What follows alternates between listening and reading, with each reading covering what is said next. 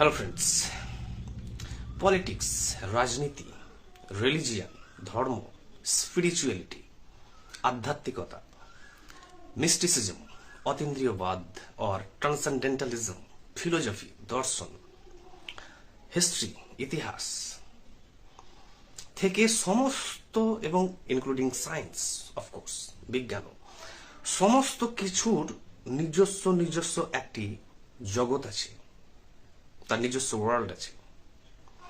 কিন্তু দেখা যায় যে আমাদের বর্তমান প্রজন্মের মধ্যে, ছাত্রছাত্রীদের মধ্যে বা আমরা অভিভাবকদের মধ্যে আমরা একটি জিনিস দেখতে পাই যে মানুষ একটি বিশেষ জিনিসের প্রতি আকৃষ্ট হচ্ছে, অ্যাট্রাক্টেড বাই পার্টিকুলার থিং। তো তারা স্পেশালিস্ট হয়ে যাচ্ছেন। স্পেশালিস্ট হওয়া মানে হচ্ছে আপনি একজন ব্লকড ইন্ডিভিজুয়ালিটি, আপনার জ্ঞান কিন্তু সীমিত। আপনি স্পেশালিটি মানে আপনি সেই জগৎ ছাড়া আর আপনার কোনো জ্ঞান নেই। তাহলে ইন্ডিয়ান পলিটিক্স হোক বা গ্লোবাল পলিটিক্স হোক, আমরা এগুলোকে বুঝবো কি করে?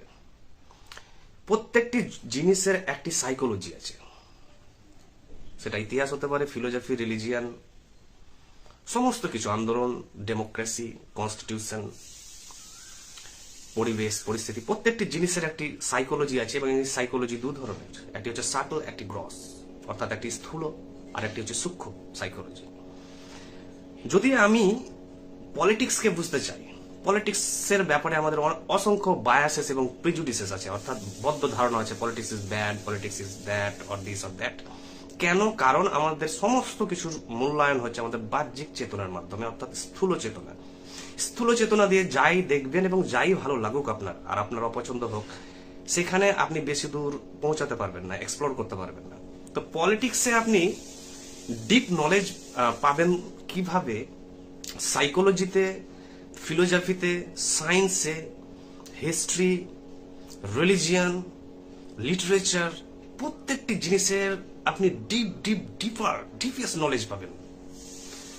কখন পাবেন? যখন তাদের সেই যে আমরা বলি ইকোলজি, অর্থাৎ psychological ecology of that subject, অর্থাৎ সেই জগতের মনস্তাত্ত্বিক যে সিস্টেমটা যদি আমরা ধরতে পারি, মেন জিনিস এটাই।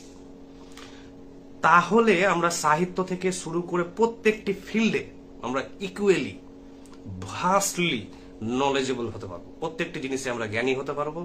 এবং এইটা তখনই আসবে যখন আপনি দেখতে শিখবেন। অর্থাৎ মানুষ, বেশিরভাগ সংখ্যক মানুষ কিন্তু দেখতে জানে না। অর্থাৎ আমার চোখ আছে, আমার মাইন্ড আছে, আমার সমস্ত কিছুই আছে আমার মধ্যে, সমস্ত সেন্সুয়াস অ্যাপারেটাসেস আমার মধ্যে আছে, কিন্তু আমি দেখতে জানি না। How to see exactly, how to look at a thing as it is, how to look at its essence or how to look into the bottom of the matter, কিভাবে এর ডিপে যেতে হয়, আমরা কিন্তু এই প্রসেসটা জানি না। জানার কয়েকটি রাস্তা আমি বলবো। ফার্স্ট হচ্ছে ডিপ সাইলেন্স, সেকেন্ড হচ্ছে মেডিটেশন। সাইলেন্স অ্যান্ড মেডিটেশনের মাধ্যমে আপনি কিন্তু এমন কোনো বিষয় নেই, সেটি রিলিজিয়ান হোক, স্পিরিচুয়ালিটি হোক, বা পলিটিক্স হোক, বা ইকোনমিক্স হোক, বা what ever the subject is or may be, যাই সাবজেক্ট হোক, সেই সম্পর্কে আপনি ডিপ থেকে ডিপার নলেজ পাবেন এবং আপনার নলেজ হবে সম্পূর্ণ ভিন্ন হাজারো লোকের চাইতে। কারণ আপনি সেই সব জিনিসের সত্তাকে দেখতে পাবেন, অর্থাৎ how do they function actually. You can have a differ perception of the inner and differ dynamics of those subjects or areas. সেই বিষয় সম্বন্ধে আপনি তাদের গভীর থেকে গভীরতম জগৎকে আপনি কিন্তু দেখতে পাবেন থ্রু সাইলেন্স অ্যান্ড মেডিটেশন। তাই ভিএস নৈপাল, নোবেল লরিয়েট সাহিত্যের, ওনাকে যখন জিজ্ঞাসা করা হচ্ছে যে আচ্ছা সাহিত্য কিভাবে লিখবে ইয়াং জেনারেশন, রাইজিং যে রাইটার্স, বার্ডিং রাইটার্স, অ্যাসপায়ারিং রাইটার্সরা, তাদের জন্য একটি উপদেশ দেন যে তারা কিভাবে এগোবে। তো ভিএস নৈপাল বলছেন যে they have to catch the essence of things. What does that mean? Essence of things, অর্থাৎ এসেন্স মানে হচ্ছে সত্তা। কোন সত্তা? মানে ইনার সত্তা, অর্থাৎ তার অন্তরের যে প্রকৃতি আছে বা ধর্মা আছে, সাইকোলজি আছে, তাকে কিন্তু ক্যাপচার করতে হবে বা ক্যাচ করতে হবে। সেটা কিভাবে পারবো? কেউ অনেকে গিফটেড চাইল্ড হন বা গিফটেড মানুষ হন, যাদের ট্যালেন্ট, তারা অটোমেটিক্যালি পারেন, এফোর্টলেসলি, স্বতঃস্ফূর্তভাবে পারেন। কিন্তু যারা অ্যাভারেজ, যারা মিডিয়েকার, তারা কিভাবে পারবে? তারাও পারবে একই জিনিস, সেটি হচ্ছে ডিপ সাইলেন্স অ্যান্ড মেডিটেশন। এটি আধ ঘন্টা, 1 ঘন্টা, 5 মিনিট, 2 মিনিট, 3 মিনিট করে সারা দিনের মধ্যে যখন যখন গ্যাপ পাওয়া যাবে তখন এটা প্র্যাকটিস করতে হবে। যদি এটা আমরা করি, তা আমাদের যে লেয়ার অফ কনসাসনেস আছে, আমাদের যে চেতনার যে স্তর আছে, প্রত্যেকটা সিঁড়ির মতো বা ময়ের মতো একটা স্টেপ আর একটা স্টেপে নিয়ে যাবে। এই করতে করতে করতে আপনি কিন্তু আলটিমেট ডেস্টিনেশনে, আপনি চেতনার যে ডিফেস্ট এবং লাস্ট পয়েন্ট আছে, সেই পয়েন্টে কিন্তু আপনি পৌঁছে যাবেন যদি প্র্যাকটিস করেন। আপনার পারসেপশন, আপনার দেখার দৃষ্টিভঙ্গি তীক্ষ্ণ হতে থাকবে, তীক্ষ্ণ থেকে তীক্ষ্ণতর হতে থাকবে, এবং আপনি দেখতে সক্ষম হবেন সমস্ত কিছুর রহস্যকে। তখন পলিটিক্স, যেমন অ্যারিস্টটল একজন পলিম্যাথ হওয়ার কথা বলছে, যে বহু বিষয়ে আপনি বিশেষজ্ঞ। তো অ্যারিস্টটল পলিম্যাথ কিভাবে? তার কাছে history, literature, politics, philosophy, mathematics, science সমস্ত কিছু ইকুয়ালি গুরুত্বপূর্ণ। কেন? Why is he passionate about all the subjects of the world?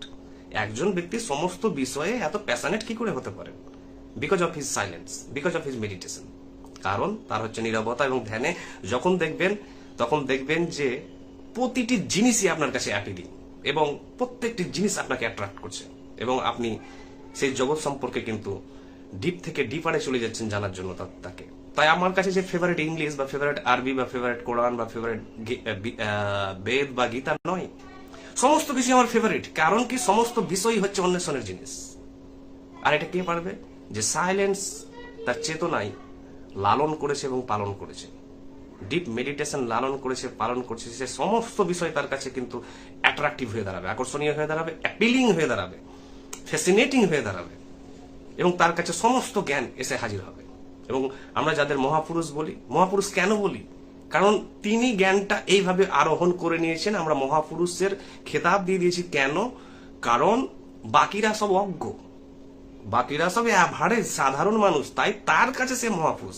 কিন্তু আমার কাছে বর্তমানে কোনো মহাপুরুষ নেই, বর্তমানে কোনো এমন কোনো ব্যক্তিত্ব নেই যাকে আমি মনে করি তুমি ইউনিক, তুমি আলাদা, তুমি ডিফারেন্ট, তুমি ভিন্ন, তুমি অনেক জ্ঞানের অধিকারী, তুমি গড গিফটেড, তুমি ন্যাচারালি গিফটেড চাইল্ড। আমি মনে করি না। কেন? কারণ আমি সেই স্তরের এসেছি এবং দেখে বুঝেছি যে যাদের আমরা মহাপুরুষ বলছি, কারা মহাপুরুষ? কারণ অজ্ঞ দেশে যারা কিছু বোঝে না, পড়ে না, তার জন্য সেই মহাপুরুষ হয়ে গেছে। কিন্তু সেম মহাপুরুষ বাকি সমস্ত ব্যক্তি হতে পারবে যদি সেই ব্যক্তিদের, সাধারণ ব্যক্তিদের সেই মহল দিয়ে দেওয়া হয়, সেই সুযোগ দিয়ে দেওয়া হয়, সেই অ্যাভেলেবেল ম্যাটেরিয়ালস দিয়ে দেওয়া হয়। প্রত্যেকে মহাপুরুষ হতে পারবে, প্রত্যেকে ঋষি হতে পারবে, প্রত্যেকে যাদের আমরা শ্রদ্ধা করি, যাদের আমরা পুজো করি মহাপুরুষ বলে, এই ধর্মের মহাপুরুষ, সেই ধর্মের মহাপুরুষ, এই দর্শনের মহাপুরুষ, এই ইতিহাসের মহাপুরুষ, এই পলিটিক্যাল সায়েন্সের মহাপুরুষ, সবাই মহাপুরুষ হতে পারবে। কিন্তু আমার কাছে আপাতত আপনি মহাপুরুষ কেন জানেন? কারণ আমি বুঝি না, I am ignorant, I am uneducated, I am illiterate, I am unaware, আমি অসচেতন, অজ্ঞ, অশিক্ষিত। তাই আপনি আমার কাছে খুব আকর্ষণীয় ব্যক্তিত্ব। কিন্তু সেম জিনিসই যদি যার মাধ্যমে তিনি গিয়েছেন, সেই মাধ্যম আমাকে দেওয়া হোক, আমি তার কাছে তো যাবো এবং তাকেও ক্রস করব। সেই পাথ কিন্তু আমাদেরকে দেওয়া হয় না। মহাপুরুষের প্রতি এক্সেসিভ, অত্যধিক ব্লাইন্ড ফেথ এসে যাওয়ার ফলে আমরা কারাগারে বন্দী হয়ে যাই। তখন ভাবি যে এরা বিরল প্রজাতির জিনিস, এদের হয়তো গড পাঠিয়েছেন, এদের হয়তো প্রকৃতি পাঠিয়েছেন, এরা হয়তো স্পেশাল লোক। স্পেশাল বলে কিছু নেই এই মহাবিশ্বে, প্রতিটি মানুষ স্পেশাল। ও স্পেশাল নয় এই কারণে, কারণ ওকে দেওয়াই হয়নি কিছু, ও সুযোগই পায়নি কিছু, ও শুধু শুনেই গেছে, ও বুঝেই গেছে যে এরা মহাপুরুষ, এদের জায়গায় তোমরা যেতে পারবে না। তো কখন যেতে পারবেন? আপনি সমস্ত মহাপুরুষকে, আপনি ওদেরকে বলুন যে ফলো মি, আমাকে অনুসরণ করো। কখন সম্ভব? যখন আপনি ডিপ সাইলেন্স এবং মেডিটেশনের মাধ্যমে যাবেন, তছনছ করে দিবেন সমস্ত জ্ঞানকে, এবং মহাপুরুষদের যে ফান্ডা এবং তাদের যে সিক্রেট সোর্স সব জেনে যাবেন। তারপর মহাপুরুষ আপনার মনে হবে যে ওকে অর্ডিনারি মানুষ, সাধারণ ব্যক্তি, রাস্তা দিয়ে হাঁটছে, তো কি হলো, সো হাট। ওকে দেখে আমার হাত জোর করার বা ভেতরে একটা আবেগ খরণের ব্যাপার বা ইমোশন চলে এলো, বিশাল ব্যাপার তো উনি, what a personality, what a deep knowledge he possesses, বিশাল ব্যাপার কিছু না, নাথিং। কারণ আমি জানি না বলে উনি আমার কাছে বিশাল। তো এটা জানতে পারবেন, পলিম্যাথের যুগ নিয়ে আসতে হবে। পলিম্যাথের যুগ মানে, এর যুগ বলছি না আমি, ব্যক্তি। সমস্ত বিষয়কে আপনি জানতে পারবেন ইকুয়ালি ডিপলি যখন আপনি সাইলেন্স এবং মেডিটেশনের মাধ্যমে যাবেন। দেখবেন যে আপনার প্যাশন অর্থাৎ কোনো কিছুর প্রতি তীব্র ভালোবাসা প্রত্যেকটি জিনিসের প্রতি হু হু করে বাড়ছে। আর যে মুহূর্তে এই ধারা শুরু হয়ে গেল তখনই আপনি এন্ট্রি আপনার হয়ে গেল, প্রবেশ হয়ে গেল সেই জগতে যে জগতে সবাই ইতিহাসে তথাকথিত অমরত্ব লাভ করেছে। তো you can become one of them. এবং কেউ যদি বলে আমাকে আপনি কি হয়েছেন, I am in the process and soon time will prove that whether I have reached that summit of intellect or not. তো শুরু করুন সাইলেন্স এবং ডিপ মেডিটেশন। সমস্ত বিষয়ে আপনি স্ট্রং হবেন। পলিম্যাথ। Thank you.